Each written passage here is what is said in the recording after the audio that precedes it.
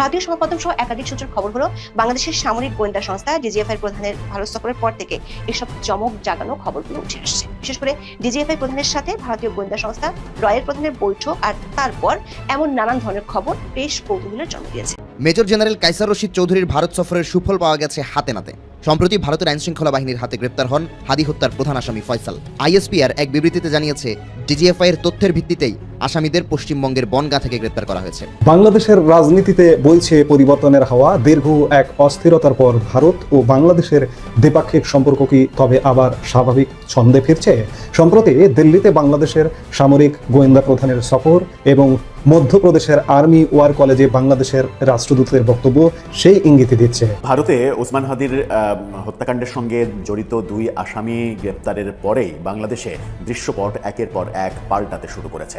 নানা ধরনের বক্তব্য নতুন করে কনফিউশন তৈরি করেছে যে হাদির যে আসামি, সেই আসামি ধরা পড়ার ভয়ে কারণে অনেকের কি ঘুম হারাম হয়ে গেল। প্রিয় দর্শক, না টেনে সম্পূর্ণ ভিডিওটি দেখার অনুরোধ রইল এবং চ্যানেলটিকে সাবস্ক্রাইব করে পাশে থাকবেন। হাদি হত্যায় নাটকীয় মোড়, অনেকের ঘুম হারাম, অনেকের ঘুম হারাম, এই বাক্যটা ব্যবহার করে আমার মনে হয় যে ইঙ্গিতটা যাদের দিকে যায়, সেই ইঙ্গিতটা যদি সত্য হয় তাহলে সেটা খুব একটা ভালো কিছু বার্তা বয়ে আনবে না। কিভাবে তাদেরকে গ্রেপ্তার করা হলো, অর্থাৎ ওই আসামিদের কথা বলছে, এ নিয়ে পর্দার আড়ালের অনেক খবর চাউর হয়ে আছে। দুদেশের মধ্যে তথ্য আদান প্রদানই নাকি এই চাঞ্চল্যকর হত্যাকাণ্ডের জট খুলতে সাহায্য করেছে। বাংলাদেশের প্রতিরক্ষা গোয়েন্দার হাতে খবর ছিল শুটার মাসুদ আর আলমগীর দুজনেই পশ্চিমবঙ্গে লুকিয়ে রয়েছে। অনেকটা নিশ্চিত ছিলেন তারা, যদিও তৎকালীন সরকার তাদের কোনো কার্যক্রমই আমলে নেয়নি। 18 মাস শাসনকালে প্রতিরক্ষা গোয়েন্দাদের দেয়া কোনো তথ্যই যাচাই বাছাই করা হয়নি। রাষ্ট্রীয় নিরাপত্তা যখন হুমকির মুখে, তখনও তাদের আড়ালে রাখা হয়েছিল। অর্থাৎ প্রফেসর ইউনূসের সরকার মেটিকুলাসলি সেনাবাহিনী, ডিজিএফআই সব কিছুকে এক ধরনের বন্ধা বানিয়ে রাখতে চেয়েছিলেন। তাদের কোনো তথ্য সরকার আমলে নেয়নি, তাদেরকে নিষ্ক্রিয় রাখা হয়েছিল। এই যে নিষ্ক্রিয় রাখা, এই নিষ্ক্রিয় রাখার পেছনে কি এটাও কারণ যে এই হাদি হত্যাকাণ্ডের ডিজাইনটা মূলত প্রফেসর ইউনূসের অনুসারীদের মধ্যে কিংবা তার মাথা থেকেই কিংবা তাদের সরকারের মাথা থেকেই এটা একটা প্রজেক্ট প্ল্যান হিসেবে এসেছিল? সেই কারণেই এটার আসামিরা ধরা পড়ুক, আসামিদের ইন্টারোগেট করা হোক, এই ব্যাপারটা সরকার চায়নি। ডিজিএফআই এটার তথ্য বের করুক, এটা সরকার চায়নি। এরকমটা ব্যাপারটা কি মানবজমিন সেই তথ্যটাই দিচ্ছে। মানবজমিনের এই তথ্য যদি সত্য হয় তাহলে ব্যাপারটা কিন্তু ভয়াবহ। এবার তারা বলছে অবিশ্বাস আর সন্দেহ সরকার প্রধানকে মহচ্ছন্ন করে রেখেছিল। সরকারের ভেতরকার এবং বাইরের একটা শক্তি মিলে নানা খেলায় মত্ত ছিল। প্রফেসর ইউনূসের সরকার এটাকে নিয়ে নানা খেলায় মত্ত ছিল, তাই বলছে তারা। অন্যতম উদ্দেশ্য ছিল নির্বাচন বিলম্বিত করা, অর্থাৎ হাদির এই ইস্যুটা ইউজ করা হয়েছিল নির্বাচন বিলম্বিত কিংবা নির্বাচন বানচাল করার স্বার্থে। কিন্তু প্রধান রাজনৈতিক শক্তি নির্বাচনের ব্যাপারে ছিল অবিচল। বিএনপির কথা বলছে যে তারা নির্বাচনের ব্যাপারে অবিচল ছিল। তারা সরকারকে বরাবরই বলেছে নির্বাচন বিলম্বিত করার কোনো সুযোগ নেই। মেজর জেনারেল মোহাম্মদ কায়সার রশিদ চৌধুরী 22 ফেব্রুয়ারি বাংলাদেশের প্রতিরক্ষা গোয়েন্দা প্রধানের দায়িত্ব পান। এর কয়েকদিনের মধ্যেই তিনি ভারত সফরে যান। সেখানে তিনি প্রধান পরাগ জৈনর সাথে বৈঠকে মিলিত হন। সম্ভবত এই বৈঠকে জেনারেল কায়সার কিছু তথ্য আদান প্রদান করেন। এই তথ্যর সূত্র ধরে ভারতীয় কর্তৃপক্ষ নিশ্চিত হন ওসমান হাদির হত্যাকারী পশ্চিমবঙ্গে অবস্থান করছে। এর পরপরই তাদেরকে বনগাঁ থেকে গ্রেপ্তার করা হয়। বাংলাদেশ ভারত বন্দি বিনিময় চুক্তির অধীনে শুটার ফয়সাল করিম, মাসুদ আর আলমগীরকে ফিরিয়ে আনা হচ্ছে। বাংলাদেশ ইতিমধ্যে কনসুলার এক্সেস চেয়েছে। খুবই গুরুত্বপূর্ণ একটা পদক্ষেপ। এই যখন অবস্থা, তখন ঢাকায় অনেকের ঘুম হারাম হয়ে গেছে। ভয়াবহ কথা এটা। এই যখন অবস্থা, অর্থাৎ বর্তমান সরকার এবং বর্তমান ডিজিএফআই প্রধান যখন এই ব্যাপারটা নিশ্চিত করেছে যে তাদেরকে গ্রেপ্তার এবং তাদেরকে দেশে ফিরিয়ে আনা, সঠিকভাবে বিচারের ব্যবস্থা করা, এর পেছনে কারা আছে সেগুলো বের করা, তখন বাংলাদেশে অনেকের ঘুম হারাম হয়ে গেছে। প্রফেসর ইউনূসেরও কি ঘুম হারাম হয়ে গেছে? সেখানে বলা হচ্ছে তদন্ত শুরু হয়েছে। হাদি হত্যার পেছনে আসলে কারা জড়িত, কারা নির্বাচনকে অনিশ্চিত করতে চেয়েছিল, ক্ষমতা দীর্ঘায়িত করার চেষ্টা কারা করেছিল, কারা চেয়েছিল এক ঢিলে দুই পাখি মারতে? অনেকগুলো প্রশ্ন মানবজমিন সামনে এনেছে এবং সেই প্রশ্নের উত্তরগুলো খুঁজে পেলেই আমরা মনে হয় প্রকৃত রহস্য খুঁজে বের করতে পারব। গোয়েন্দাদের অনেকেই নিশ্চিত হয়েছেন আলোচিত এই হত্যাকাণ্ডটি ছিল একটি বৃহৎ খেলার অংশ। এটাকে খেলা কিংবা ইভেন্ট কিংবা এটাকে একটা প্রজেক্ট এইভাবে নেওয়া হয়েছিল, যেটা অনেক বিশ্লেষক এখন বলছেন ওপেনলি। মানবজমিনও সেই একই কথা বলছে যে এটা একটা বৃহৎ খেলার অংশ ছিল। ইউনূস সরকারকে হটিয়ে এক অস্থিতিশীল পরিস্থিতির মধ্যে নতুন কোনো পরিকল্পনা ছিল তাদের। তদন্তে বের হয়ে আসবে এর পেছনে কোন শক্তি কাজ করেছে। এখানেও একটা মেটিকুলাস ব্যাপার। ইউনূস সরকার এটার সঙ্গে আছে কি নেই সেটাও একটা বড় প্রশ্ন।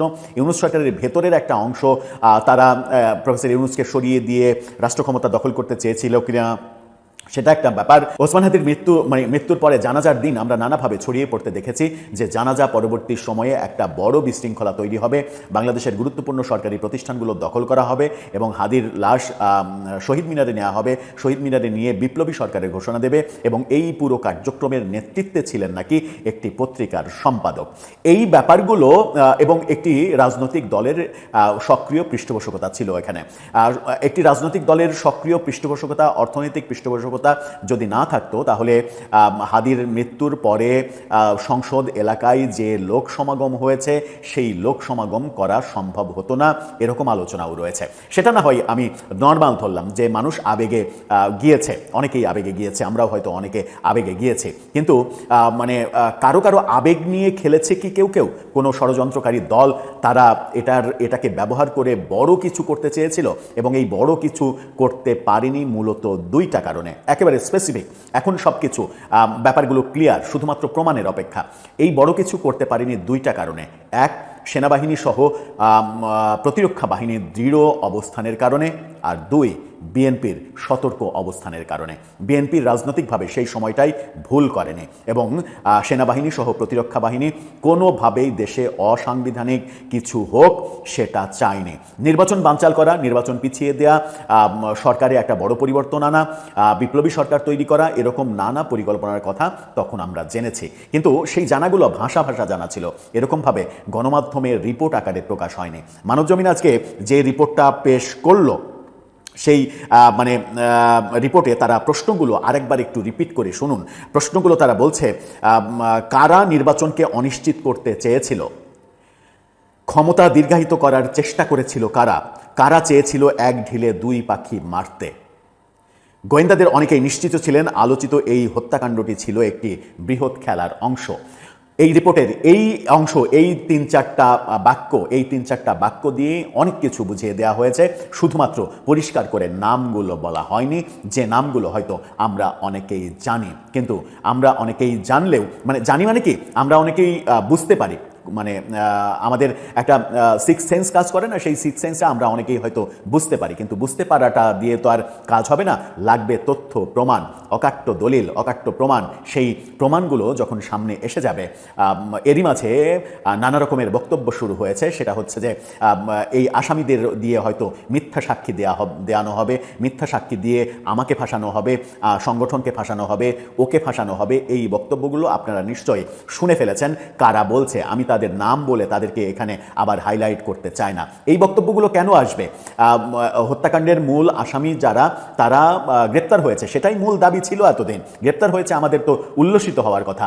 শুধুমাত্র আমাদের এখন একটাই দাবি থাকার কথা, তাদেরকে দেশে ফিরিয়ে এনে শাস্তি কার্যকর করা হোক, আদালতের মাধ্যমে তাদেরকে সর্বোচ্চ শাস্তি দেওয়া হোক এবং সেই শাস্তি কার্যকর করা হোক। এর বাইরে তো কোনো কিছু চাওয়ার থাকতে পারে না। কিন্তু এই কথা কেন আসছে যে তাদেরকে দিয়ে আমাদের নাম যদি বলিয়ে নেওয়া হয়, যদি আমার সংগঠনের নাম বলিয়ে নেওয়া হয়, এটা বলিয়ে নেওয়া হয়, ওকে ফাঁসিয়ে দেওয়া হয়, এই প্রসঙ্গগুলো কেন আসছে? 2 দিনে ভারত থেকে এলো 5,000 টন ডিজেল। গণমাধ্যমের খবরে বলা হয়েছে, ভারতের আসামের নুমালীগড় রিফাইনারি থেকে পাইপলাইনের মাধ্যমে দিনাজপুরের পার্বতীপুর রেলহেড ডিপোতে ডিজেল সরবরাহ শুরু হয়েছে। 9 ও 10 মার্চ মোট 5,000 metric ton diesel Parbatipur railhead ডিপোতে পৌঁছেছে। রেলস্টের খবরে বলা হয়েছে, চলতি মার্চ মাসে এটি প্রথম চালান। এ মাসে আরো প্রায় 50,000 মেট্রিক টন ডিজেল সরবরাহের জন্য ভারতের কাছে অনুরোধ করেছে বাংলাদেশ পেট্রোলিয়াম কর্পোরেশন বা বিপিসি। ভারতের পশ্চিমবঙ্গের জলপাইগুড়ি জেলার শিলিগুড়ি হয়ে নির্মিত ভারত বাংলাদেশ মৈত্রী পাইপলাইনের মাধ্যমে এই জ্বালানি তেল আসছে। এই যে তেল পাঠানোর জন্য পাইপলাইন, সেটি আবার শেখ হাসিনার আমলেই হয়েছিল।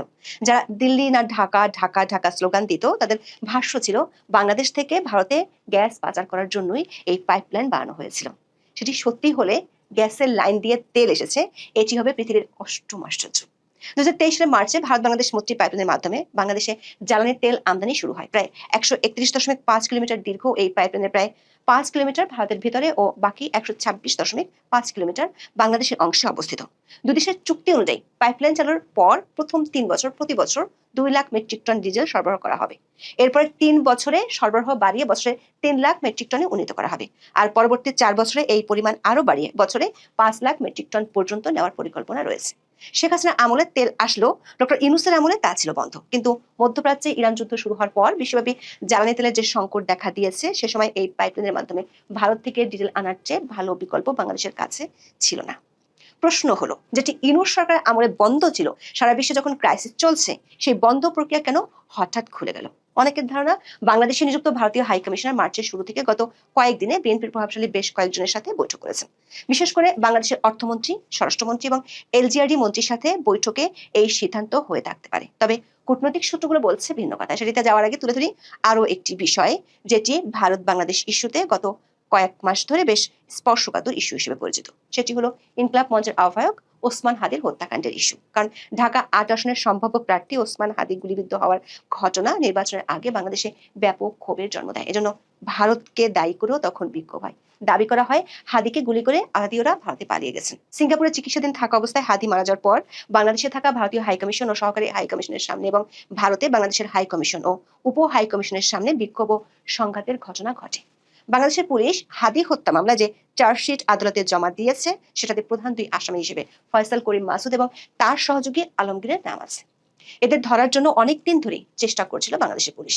8 মার্চ ভারতের সংবাদ মাধ্যম পশ্চিমবঙ্গ রাজ্য পুলিশের স্পেশাল টাস্কফোর্স বা এসটিএফ এর বিজ্ঞপ্তি বরাতে ফয়সাল ও আলমগীরকে গ্রেপ্তারের তথ্য দেয়। শনিবার দিবাগত রাতে বাংলাদেশ সীমান্তবর্তী পশ্চিমবঙ্গের বনগাঁ এলাকায় অভিযান চালিয়ে তাদের গ্রেপ্তার করা হয়েছে। রোববার তাদেরকে আদালতে হাজির করা হলে পরে আদালত তাদের 14 দিনের জন্য পুলিশ রিমান্ডে পাঠানোর নির্দেশ দিয়েছেন। দর্শক, একটি বিষয় খেয়াল করে দেখুন, হাদি হত্যাকাণ্ডের 2 অভিযুক্ত গ্রেপ্তার হয়েছে 8 মার্চ।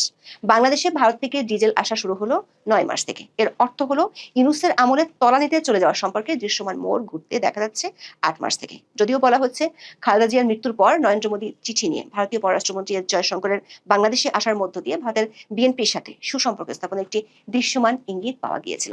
সূত্রগুলো বলছে, বিএনপি ক্ষমতায় আসার পর বাংলাদেশে নিযুক্ত ভারতীয় হাই কমিশনার দেশটির সরকারের শীর্ষ পর্যায়ের একাধিক ব্যক্তির সাথে টানা বৈঠক করেছেন। কিন্তু এসব কিছু ছাপিয়ে একটি খবর আলোচনায় উঠে আসছে, সেটি হলো বাংলাদেশের সামরিক গোয়েন্দা প্রধান বা ডিজিএফআই এর প্রধান মেজর জেনারেল মোহাম্মদ কায়সার রশিদ চৌধুরীর নয়াদিল্লির সফর। আর সে সফরে বেশ কিছু গুরুত্বপূর্ণ বৈঠকের খবর।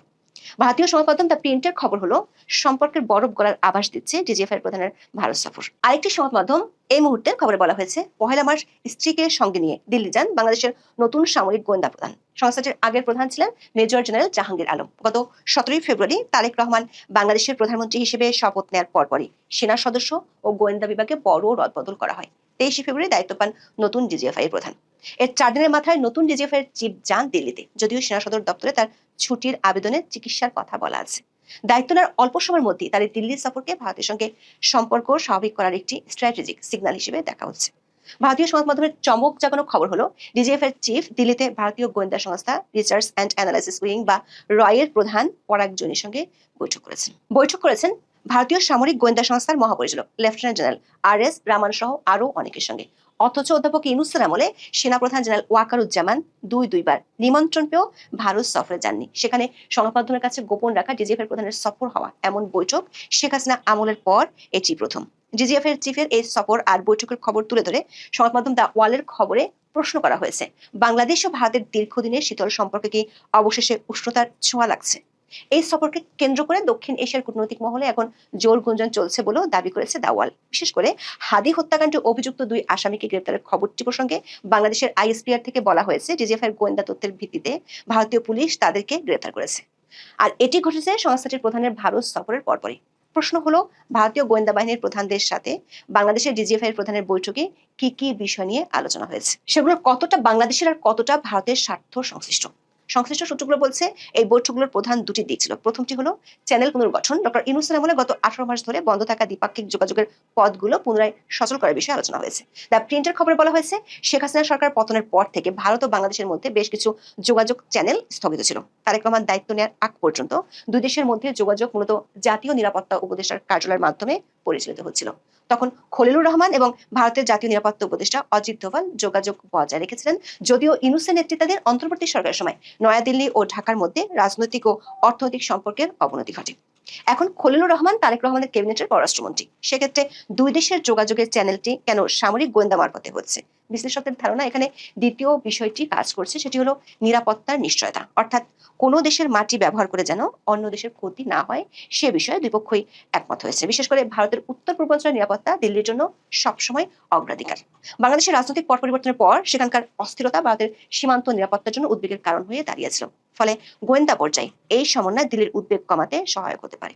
তবে হাদির হত্যাকারীদের গ্রেপ্তার কিংবা সংকটকালীন পরিস্থিতিতে তেল দেওয়ার মাধ্যমে ভারত বাংলাদেশের মধ্যে বিদ্যমান সব সমস্যার সমাধান হয়ে যাচ্ছে না। বরফ গলার ইঙ্গিত পাওয়া গেলেও পথটা খুব একটা মসৃণ নয়। এখনো দুই দেশের টেবিলে তিনটি বড় ইস্যু রয়েছে, যেগুলো নিয়ে সমাধানে পৌঁছানোর জন্য ওই বৈঠকগুলোতে আলোচনা হয়ে থাকতে পারে বলে মনে করছেন কূটনীতিকরা। প্রথমত শেখ হাসিনা।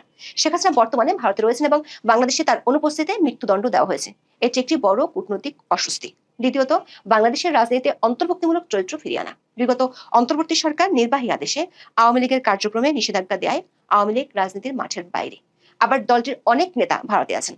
কয়েকদিন আগে ভারতীয় হাইকমিশনার প্রণব ভার্মা আরো একবার অন্তর্ভুক্তিমূলক রাজনৈতিক পরিবেশের কথা প্রকাশ্যে বলেছেন। সীমান্তের একাধিক সূত্র জানা গেছে, গত কয়েকদিনে সীমান্ত দিয়ে বেশ কয়েকজন আওয়ামী লীগ নেতা বাংলাদেশে ঢুকেছেন। বিশ্লেষকরা মনে করেন এই ইস্যুতে পরিস্থিতি স্বাভাবিক করার একটা ইঙ্গিত পাওয়া যাচ্ছে। সবশেষ ইস্যু হলো গঙ্গা পানি বন্টন চুক্তি। 1996 সালের এই চুক্তির মেয়াদ 2026 সালের ডিসেম্বরে শেষ হচ্ছে। নতুন চুক্তি নিয়ে আলোচনা হবে অগ্নি পরীক্ষা। শেখ হাসিনা ও আওয়ামী লীগ ইস্যুতে কতটুকু সমঝোতা হচ্ছে তার উপর গঙ্গা পানি বন্টন চুক্তির ভবিষ্যৎ অনেকখানি নির্ভর করছে বলে মনে করছে একটি সূত্র। আবার এছাড়া গত এক বছরে দুই দেশে যে কয়েকটি অর্থনৈতিক বিধিনিষেধ আরোপ করছে সেগুলো এখনো বহাল রয়েছে। এগুলো নিয়েও খুব শিগগিরই সিদ্ধান্ত আসতে পারে বলে মনে করছে সংশ্লিষ্ট একাধিক সূত্র। জানা গেছে ডিজিএফআই প্রধানের এই বৈঠকে দুই দেশের মধ্যে বিদ্যমান যেসব সমস্যার সমাধান নিয়ে আলোচনা হয়েছে সেগুলোর প্রাথমিক ইফেক্ট এরই মধ্যে দেখা যাচ্ছে। পরিস্থিতি এখন আগের চেয়ে অনেকটা উন্নত হয়েছে। বিদ্যমান তিনটা ইস্যু নিয়ে সমাধানে পৌঁছতে পারলে দেশ দুটি হয়তো আবারও বন্ধুত্বপূর্ণ সম্পর্কে ফিরে যেতে পারে।